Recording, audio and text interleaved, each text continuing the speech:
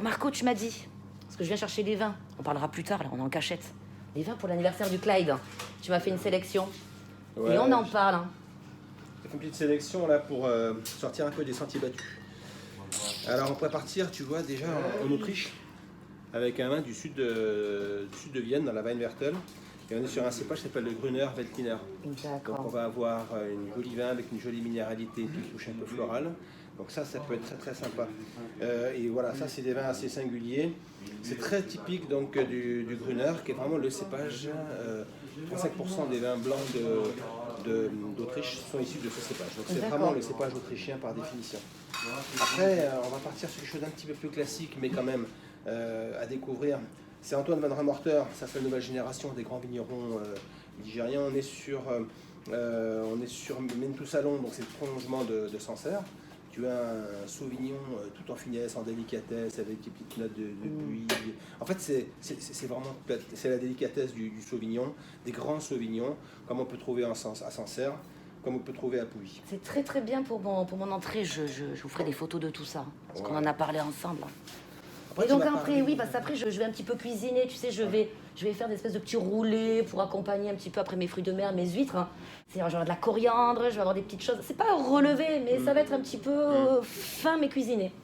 Et donc je sais que lui, il va aimer un blanc, mais je suis convaincue qu'il voudra aussi un rouge. Est-ce que tu penses que je peux avoir une petite... Ouais, je pense que tu peux avoir les deux. Alors en blanc, donc on va partir cette fois-ci aux États-Unis. Ouais. Alors on va... En voyage. On va quitter... On va pas aller jusque dans version ouest États-Unis, on va aller donc... Non, tu me l'amènes dans le Bayou, il sera au 66, hein, je le garde. Hein. Non, pas Bayou, on passe de l'autre côté. On n'est pas loin de l'Ontario, on n'est pas loin on est dans les Finger Lakes. Donc tu vois, c'est ces lacs au nord des États-Unis. C'est lac un peu sauvage. Et puis on est sur un climat continental, il y a des hivers assez rudes. Néanmoins, c'est un très très beau vignoble que je te propose là. Et là, on va partir sur un Riesling avec le côté incisif des Riesling, mais tout ça enrobé. Tu vois, il y a une jolie chair, il y a un petit côté... Ça va changer un petit peu de ceux qu'on connaît chez nous. Ouais. On va retrouver cette jolie petite fraîcheur, mais là peut-être qu'on sera un peu plus délicat sur ma cuisine. Pas une question de plus délicat, en fait c'est un tout petit peu plus charnu que les Riesling que tu vas retrouver par exemple en Alsace. Encore que l'Alsace, c'est une grosse variété de Riesling. Mais là, tu vas avoir, si tu veux, à la fois la vivacité. Tout ça c'est enrobé, c'est charnu, il y a un petit côté un petit peu mangue qui va ressortir. Ça pétrole légèrement, mais tu vas voir, c'est tout en finesse et en délicatesse. Et ça, sur la coriandre, il va y avoir une belle... C'est vrai qu'on oublie des fois ces assaisonnements, parce qu'on a quand même des herbes aromatiques qui peuvent être des fois tendancieuses ou autres selon ce qu'on cuisine. Et peut-être que cette petite chose, tant pis, hein, on peut pas saucer les nems dans le vin. Hein. Non. Hein. Ça pourrait être sympa. Alors, ça pour le blanc. Maintenant, on va partir et tu le connais, tu sais bien qu'il aime bien un rouge aussi, toujours. Là, ça va être un peu plus compliqué parce que il faut éviter les tanins exacerbés, surtout sur la coriandre, tu vois. Là, tu as le côté un peu exotique de ta sauce soja. Alors, on partirait sur un joli pinot noir. Mais on ne va pas partir en Bourgogne pour une fois. On va partir sur les hauteurs de Limoux. On est dans la haute vallée de l'Aude. On est chez Jean-Louis Denoy, donc sur les hauts de Magri. Et je te propose un joli pinot sur un millésime 2018. Alors là, ça joue sur le côté très élancé, d'une jolie chair. Là, on n'est pas sur un pinot. Voilà, et on revient en France. On revient en France. On fait que des allers-retours.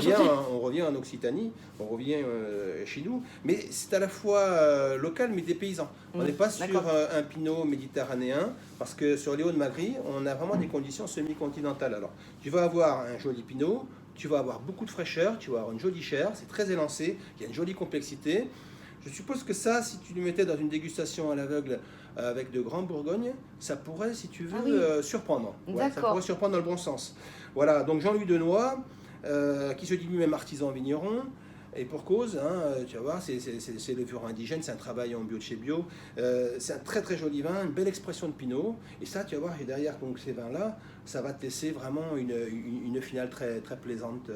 Voilà, tu vas partir sur le charme d'un joli Je pense pinot. que là, je vais vraiment réussir mon accord parfait, parce que vraiment là, je suis un peu stressée, parce que c'est vraiment surprise. Hein, là, objectivement, le seul risque, c'est de te faire plaisir. Ah mince, je vais être obligée de revenir. Good Marco, franchement, merci beaucoup. Est-ce que tu peux m'emballer tout ça? Moi, il faut que je retourne en cuisine. Et puis, on va vous montrer tout ça. Les petites étiquettes.